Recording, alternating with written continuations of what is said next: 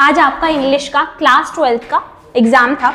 आज उसी का सेट 1 जो है हम एनालाइज करेंगे और देखेंगे कि क्या पॉसिबल मैक्सिमम इसके आंसर्स हैं, उनको मार्क करेंगे यहाँ पे और चेक करेंगे कि आपके जो स्कोर है वो यहाँ पर कितना ज्यादा बन रहा है। ठीक है, तो यहाँ पे पूरा एक तरीके से सॉल्यूशन हमने प्रोवाइड करा है आपको। यहाँ पे अभी हम सॉल्यूशन जो है वो प्रोवाइड करेंगे सेट 1 का, तो आपको बिल्कुल ध्यान से देखना है।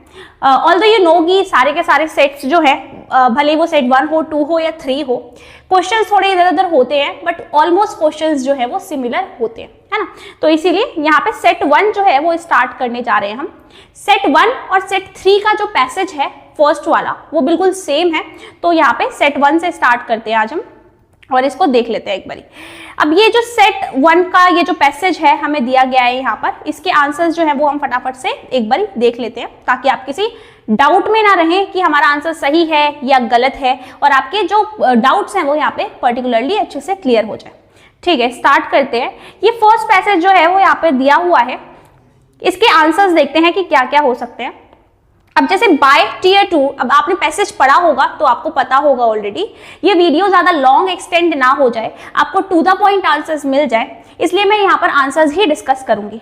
तो by tier 2 and tier 3 cities the authors refers to, यहाँ पे ऑथर किस चीज को रेफर कर रहा है हमें याद रखना है, अंडर डेवलप्ड सिटीज को। टीयर 2 और टीयर 3 सिटीज जो है वो अंडर डेवलप्ड सिटीज मानी जाती है। नेक्स्ट सेंटेंस जो है यहाँ पर बोला गया है, इसको आपको एविडेंस के साथ कंप्लीट करना है फ्रॉम द टेक्स्ट। तो यहाँ पे क्या बोला गया है बेटा, the made in India educational toys serves dual purpose of, dual purpose किस चीज का यहाँ पर दिखाया जाता है, ये जो मेड इन इंडिया हमारा एजुकेशनल सिस्टम है किस चीज का ड्यूअल पर्पस है, इसका जो आंसर है वो हम यहाँ पर भी पैसेज में देख सकते हैं, जिससे हमें पता चल जाएगा कि इसका जो आंसर है वो हम क्या यहाँ पे मार्क कर सकते हैं। तो ड्यूअल पर्पस किस लिए यहाँ पे बताया है इन्होंने कि ताकि हम यहाँ पे अभी मेड इन इंडिया वाला जो पार्ट है वो यहाँ पे ऑलरेडी गिवन है, ये इस वाले पैसेज में देख लेते हैं हम मेड इन इंडिया। यस, तो यहाँ पे ये मेड इन इंडिया वाला पार्ट जो है आपका दिया हुआ है, यहाँ पे बताया हुआ है कि एजुकेशनल टॉयज जो है ना वो सिर्फ यहाँ पे वैल्यूज ऐड नहीं करते खाली सिविलाइजेशंस वगैरह में, और भी काफी सारी चीजों में हमें यहाँ पर हेल्प करते हैं, हमारी क्रिटिकल थिंकिंग को डेवलप करने में भी हेल्प करते हैं। तो यहाँ पे ये चीज आप लिख सकते हो। उसके आगे अगर हम बात करते हैं यहाँ पे जो क्वेश्चंस हैं उनको देख लेते हैं एक बारी। उसके आगे जो हमारे पास क्वेश्चन है वो है थर्ड क्वेश्चन, उसमें बोला गया है कि रीड द 5 हेडलाइंस, और इसमें हमें आंसर बताना है कि क्या करेक्ट इसका आंसर हो सकता है। तो सी और ई जो है वो सही होगा, जैसे कि sustainable educational toys free and wide spread, फिर उसके बाद ई जो है sustainable educational toys hinder interaction with people. अब बहुत सारे बच्चों ने यहाँ पे डज समझ लिया होगा और गलती कर दी होगी, यहाँ पर सीधे सीधे लिखा हुआ है कि डज नॉट, इसलिए हम सी और इसका आंसर मार्क करेंगे। ये 40 वर्ड्स में इसका आंसर है, तो ये आपको पैसेज से इसका मिल जाएगा। इसमें पूछा है कि क्या क्या एविडेंसेस आप गैदर करते हो इस पैसेज से to state that educational system is revolutionised by educational toys, तो ये आपको पैसेज में से आंसर मिल जाएगा। Explain in about 40 words how education at grass root level is benefited by these people projects, तो ये भी चीज आपको यहाँ पे समझ में आ जाएगी कि उससे क्या होगा, इंफ्रास्ट्रक्चर बेटरमेंट होगा और बहुत सारी चीजें जो है यहाँ पर आपको फायदे में दिख जाएंगी हमारी, ठीक है, एडवांटेजेस में आपको मिल जाएंगी। तो इस चीज का यहाँ पे आपको ध्यान रखना है। अब अगर हम आगे बात करते हैं इस थर्ड वाले अभी आंसर की जो हमने अभी मार्क नहीं किया है, तो इस थर्ड वाले आंसर को भी देख लेते हैं। इसका जो आंसर है यहाँ पे there believe that it might benefit others and help others, तो यहाँ पे इस चीज को हम लिख देंगे। एजुकेशनल टॉयज जो है वो क्या करते हैं, हेल्प करते हैं। ठीक है, आगे इस चीज को हमने मार्क कर दिया है यहाँ पे। उसके बाद इसका हम यहाँ पे डी रखेंगे, educational toys will make education more pragmatic, यहाँ पे हेल्प करेंगे अच्छी एजुकेशन हमें करने में। फिर उसके बाद जो नेक्स्ट है उसका आंसर हमने देख लिया।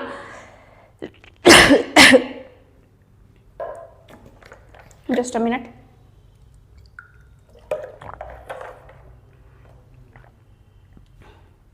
As opposed to learning by heart experiential toys, experiential toys जो है यहाँ पर इसको देख लेते हैं। इसका आंसर जो होगा वो ए होगा, ignite interest, Playing is usually considered as a distraction. Is it justified on the part of the narrator to assert that playing is an important aspect of education? हाँ भाई है, playing important aspect है हमारी education की. कैसे है, इसे क्या होगा, ये सारी चीजें आपको पैसेज में मिल जाएगी. आगे पैसेज 2 पे मूव करते हैं हम और इसके जो आंसर्स हैं वो एक बारी देख लेते हैं कि क्या क्या रह सकते हैं. पैसेज 2 हमारा ये रहा. फर्स्ट का आंसर जो है वो न्यूज़पेपर होगा. उसके बाद जो सेकंड क्वेश्चन है उसका आंसर यहाँ पे हम सी रखेंगे.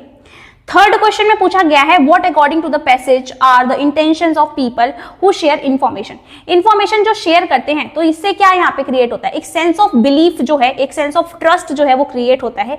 इसका भी आंसर पैसेज में गिवन है. Which reason do you infer from the passage is responsible for journalist spreading misinformation. क्यों यहाँ पे ये जर्नलिस्ट जो है वो स्प्रेड करते हैं मिस इन्फॉर्मेशन को, इसका आंसर भी पैसेज में मिल जाएगा. The threat faced by the new entrants in social media is कि किस चीज से यहाँ पर हमें थ्रेट्स देखने को मिल जाते हैं हमारे इस पर्टिकुलर फील्ड में, कि भाई क्या होता है, लैक ऑफ ट्रस्ट यहाँ पे नजर आता है हमें, है ना. Explain your understanding of the difference between miss information and fake news. यहाँ पे दो सिमिलर यहाँ पे जो डिफरेंशिएशन है उसको देख लेते हैं. मिस इन्फॉर्मेशन होता है बेटा कि कोई ऐसी चीज जो कि आपको गलत प्रोवाइड करी गई है, और फेक न्यूज वो होती है जो कि गलत न्यूज है, मतलब जो सही नहीं है, ट्रू इन नेचर नहीं है, वो फेक क्रिएट करी गई है टू क्रिएट अ र्यूमर. ठीक है, आप लोगों के बीच में. तो इसको आप पैसेज नहीं भी पढ़ोगे तो इजीली आंसर कर सकते हो. As per your inference drawn from para 1, which category of people fall as victim to fake news? तो हमें पता है एक पर्टिकुलर एज ग्रुप के लोग यहाँ पे जो यहाँ पे प्रोवाइड कर रखा है हमें आंसर पैसेज में, यहाँ पे एज दे रखी है. इस एज के लोग जो है वो इस वाले फेक न्यूज वाले जो एक तरीके से विक्टिम है वो बन जाते हैं. What is the blame game that goes on in fixing the owners of identifying fake news. किस तरीके से भाई हम आइडेंटिफाई कर पाते हैं, इसका भी आंसर आपको पैरा में देखने को मिल जाएगा. अब क्रिएटिंग राइटिंग स्किल्स की यहाँ पे क्रिएटिव जो राइटिंग स्किल्स है सेक्शन बी, उसकी बात कर लेते हैं. सबसे पहला यहाँ पे क्या रखा है, नोटिस आ रखा है सबसे पहला, और नोटिस में भी आपकी चॉइस दे रखी है यहाँ पे. तो Bharat Public School IP Nagar has recently constructed a science park, a dedicated area where specific equipments based on principles of science are set. तो ये इस चीज पे आपको, आप प्रेसिडेंट हो यहाँ पे बताया है साइंस क्लब के, इस चीज पे नोटिस ड्राफ्ट करना है. ये आपने इजीली कर लिया होगा. सेकंड वाले में RWA सिल्वर ओक सोसाइटी है, उसका प्रेसिडेंट बनाया है, और उसमें भी यहाँ पे जो सिक्योरिटी गार्ड्स हैं उनके चेंजमेंट के बारे में बताया है, और नए अपॉइंटमेंट्स जो है उससे रिलेटेड यहाँ पे बताया है. ठीक है, उसके बाद हमारा क्या है, फॉर्मल लेटर है. ठीक है, फॉर्मल लेटर है, पर किस चीज का है, ये इन्विटेशन वाला फॉर्मल लेटर है कि आप एक्सेप्ट कर रहे हो कि आप जाने वाले हो उस जगह पे. और सेकंड इसी के चॉइस में जो है वो एक इन्विटेशन कार्ड आपको ड्राफ्ट करना है. दोनों में से आप कुछ भी कर सकते हैं. ठीक है, उसके बाद यहाँ पे आगे हम देखते हैं. तो यहाँ पे एक लेटर है, कैसा वाला लेटर है, ये जॉब लेटर है. बायोडेटा इंक्लूड करना है. बोला गया है क्वालिफिकेशन चाहिए ग्रेजुएशन इन एनी सब्जेक्ट, 0 से 2 ईयर्स का एक्सपीरियंस भी चलेगा, और skills project management, communication skills, customer service skills, ये सारी चीजें यहाँ पर इन्होंने डिमांड रखी है. आगे नेक्स्ट जो क्वेश्चन है वो क्या है, यहाँ पे नेक्स्ट क्वेश्चन हमें क्या बोला गया है, यहाँ पे जो लेटर है वो ड्राफ्ट करना है, और ये जो लेटर यहाँ पे ड्राफ्ट करना है वो किस चीज से रिलेटेड ड्राफ्ट करना है, ये पर्टिकुलर क्लूज को यूज करते हुए. आगे अगर हम बात करें तो आर्टिकल और रिपोर्ट के बीच में चॉइस आती है, आपको पता है.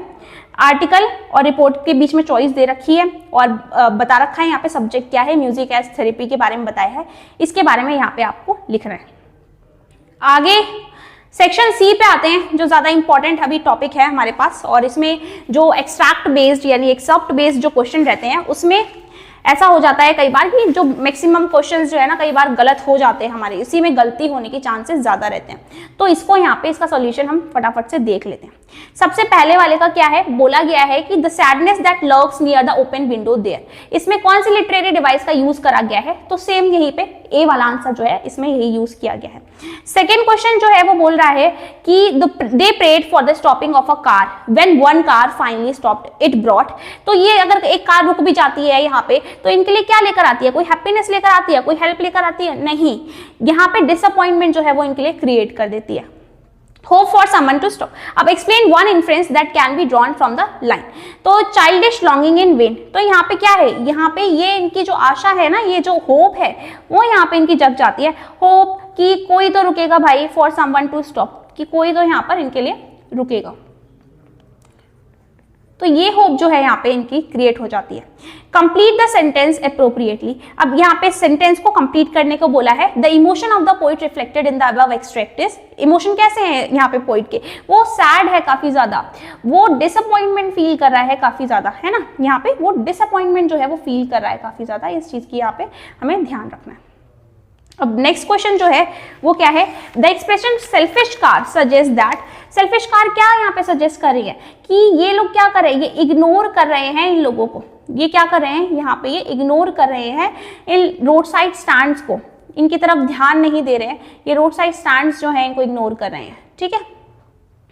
आगे, based on the rhyme scheme evident in the last two lines of the extract, which word would rhyme with the last line, कौन सा लास्ट लाइन के साथ हमारा राइम करेगा, तो यहाँ पे देख लेते हैं। यहाँ पे लास्ट में हमें दे रखा है बाउंड, तो ऑफ कोर्स ही बात है यहाँ पे साउंड हो जाएगा, ठीक है। आगे सेकेंड जो पैसेज है वो माय मदर एट 66 से हमें दिया गया है।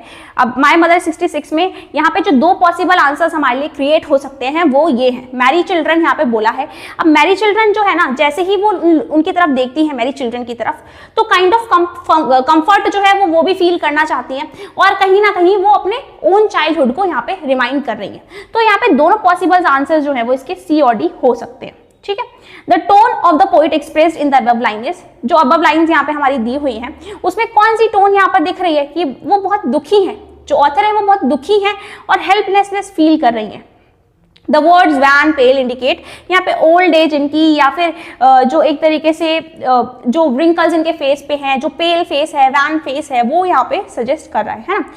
Complete the following sentence appropriately, the poet looked at her mother again to, किस लिए दोबारा से वो जब वो सी यू कर रही होती है अपनी मम्मा को, तो वो दोबारा से क्यों देखती है उनकी तरफ, इसलिए देखती है कि वो फिर से एक बार ऑब्जर्व करती हैं, वो फिर से एक बार ऑब्जर्व करती है उनके अपीयरेंस को कि अब वो कैसी दिख रही हैं। इस चीज को वो यहाँ पर एक बार फिर से अपनी मदर को देखती हैं जब वो उनको कोचिन एयरपोर्ट पे बाय बोल रही होती है। Explain one inference that can be drawn from the line felt that old familiar एक, तो यहाँ पे ये जो ओल्ड फेमिलियर एक है ये क्या है इनका, ये डर है कि अब इनकी जो मदर है वो उनकी जो मदर है वो एजिंग जो है उनकी यहाँ पर हो रही है, वो काफी ज्यादा एज जो है उनकी हो चुकी है और यहाँ पे जो डिके है वो भी दिख रहा है इनकी मदर का इनको, ठीक है। यहाँ पे एंड भी इनको कहीं ना कहीं अपनी मदर का नजर आ रहा है। पुट दैट थॉट अवे, यहाँ पे ये इस थॉट को बाहर निकालने से इनका क्या मतलब है या क्या क्या कहना चाह रही है, इस थॉट को कैसे बाहर फेंकना चाह रही है। इसका मतलब है कि ये जो पेनफुलनेस यहाँ पे ये फील कर रही है ना, ये जो पेनफुल थॉट है ना, ये इसको यहाँ से हटाना चाहती हैं, ये इसको बाहर फेंकना चाहती हैं, ठीक है। फिर उसके बाद सेकेंड है हमारा journey to the end of earth से, इसको एक बार देख लेते हैं। इसका जो हमारा फर्स्ट का आंसर है वो ए होगा। उसके बाद सेकंड में यहाँ पे हम ग्लोबल वार्मिंग की बात करते हैं यहाँ पे, ठीक है, ग्लोबल वार्मिंग लिखेंगे। फिर उसके बाद नेक्स्ट का आंसर हमारा क्या हो जाएगा, ट्रू फॉल्स पूछा हुआ है तो यहाँ पे हम ट्रू लिख देंगे। अब यहाँ पे बोला गया है कि हम क्या करते हैं, कई बार हम ब्लेम करते हैं लोगों को कि भाई आइस मेल्ट हो रही है, हमें ध्यान देना चाहिए, लोगों को बोलते हैं कि आप कंफर्ट जोन में रहकर तो भाई ये सारी बातें कह सकते हो, पर रियलिटी यही है कि लोग उस चीज को प्रैक्टिस में नहीं लेकर आते हैं जैसा उनको करना चाहिए। जैसे वो सोच लेते हैं कि भाई ठीक है, ग्लोबल वार्मिंग के लिए आपको प्लास्टिक बैग्स को अवॉइड करना है, ठीक है, ग्रीन हाउस गैसेस एमिशन हो रहा है उसका ध्यान देना है, तो वो सारी चीजें यहाँ पे भूल जाते हैं। यानी कहना आसान है कंफर्ट जोन में बैठकर, पर रियलिटी में उसके बारे में कौन सोच रहा है, बात तब आती है ना। सेकेंड बी पार्ट है हमारा, बी पार्ट जो है वो टाइगर किंग से लिया गया है। अब टाइगर किंग से जो बी पार्ट यहाँ पे है उसको देख लेते हैं। टाइगर किंग में फर्स्ट का जो हम आंसर देखेंगे वो है डिटर्मिनेशन। यहाँ पे डिटर्मिनेशन शो कर रहा है कि भाई उनको टाइगर मारने ही मारने हैं, 100 टाइगर्स, है ना। वो बोलते हैं कि भाई अब मैं कोई भी मैटर्स जो है राज्य के वो नहीं देखूंगा जब तक वो 100 टाइगर्स को किल नहीं कर लेंगे। उसके बाद यहाँ पर बोला गया है from that day onwards it was celebrated time for all the tigers. तो यहाँ पे ये चीज बोली गई कि भाई जैसे ही उनको पता चला कि टाइगर्स को बैन कर दिया गया है, टाइगर हंटिंग को बैन कर दिया गया है, तो सारे टाइगर्स बहुत ज्यादा खुश थे। ये चीज आयरॉनिकल कैसे है नेचर में, क्योंकि राजा यानी महाराजा को छोड़कर बाकी सबको ये बोला गया था एक्सेप्ट महाराजा, ठीक है, इसलिए ये चीज आयरॉनिकल है। If anyone dare to fling so much as a stone at a tiger all his wealth and property would be confiscated, यहाँ पे बोला गया था।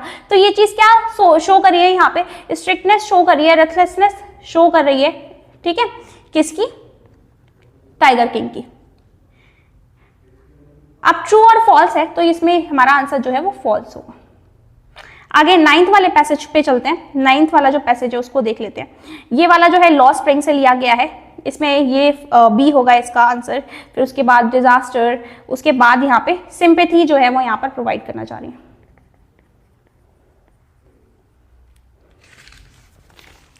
उसके बाद हमारा क्या है यहाँ पे, तो ये जो चीज़ है यहाँ पे जो एडवाइस है ये हॉलो क्यों साउंड कर रही है, क्योंकि ये बहुत अनरियलिस्टिक एडवाइस है। ये चीज़ ऑथर को लेटली रियलाइज हो जाती है कि भाई उन्होंने ये ऐसा बोल तो दिया कि why you are not going school, पर रियलिटी क्या है कि अगर वो स्कूल जा सकता तो वो ऑफकोर्स ही बात है जाता। तो यहाँ पे जैसे ही ये बोलते हैं कि यहाँ पे जो साहिब है वो बोलता है जैसे ही नया स्कूल बनेगा तो ऑफकोर्स मैं जाऊंगा, ये चीज़ क्या शो करती है कि उसका डिजायर है, उसका इंटरेस्ट है कि वो जाए स्कूल, है ना। उसके बाद नेक्स्ट क्या है हमारा, इसमें हो जाएगा हमारा फॉल्स। फिर नेक्स्ट पैसेज है हमारा, इसको देख लेते हैं। नेक्स्ट पैसेज जो है हमारा उसमें फर्स्ट ये वाला पोइट्स एंड पैनकेक से लिया गया है, तो सी इसका आंसर हो जाएगा। उसके बाद एक्साइटमेंट एंड पेन। उसके बाद हमारा थर्ड वाला जो आंसर है उसको देख लेते हैं। यहाँ पे ये जो इन्फ्रेंस था, ये जो दिखाया जाता है he could not have addressed a more dazed and silent audience, तो इससे ये बताया गया है कि यहाँ पे लैंग्वेज बैरियर था। यहाँ पे ये लैंग्वेज बैरियर जो था ना उसकी वजह से ये हमें देखने को मिलता है कि यहाँ पे बहुत ज्यादा साइलेंट ऑडियंस को वो पर्टिकुलर इंसान यहाँ पे डिलीवर करके गया था speech. The failure of the speaker to connect with the audience with reference to the extract is his, ये क्या चीज है, ये क्यों इस वजह से, किस वजह से हुआ, लैंग्वेज बैरियर की वजह से। अगेन ठीक है, ये लैंग्वेज बैरियर जो था इसकी वजह से यहाँ पर होता है।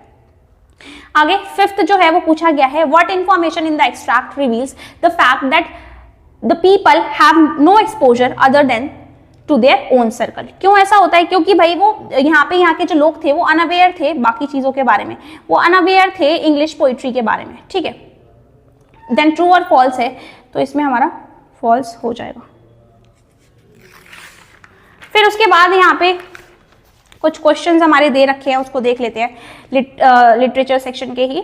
तो ये जो क्वेश्चंस हमारे दिए हुए हैं यहाँ पे बोला गया है, explain the inferences that can be drawn from the line, will they make them sing in German even the pigeons. तो ये जो बात कही गई है ना, ये लास्ट लेसन में ये बोली गई है किसके द्वारा, ये बोली गई है फ्रांस के थ्रू। ये फ्रांस जो है यहाँ पे बोलता है कि क्या अब ये जर्मन लैंग्वेज, ये जो जर्मन लैंग्वेज है ये क्या पीजन से भी यहाँ पर बुलवाएंगे, क्योंकि ये जो जर्मन लैंग्वेज थी हमें पता है ये थोपी जा रही थी इन लोगों के ऊपर। ठीक है, father laughed but there was terror in my heart, ये डीप वाटर चैप्टर से लिया गया है।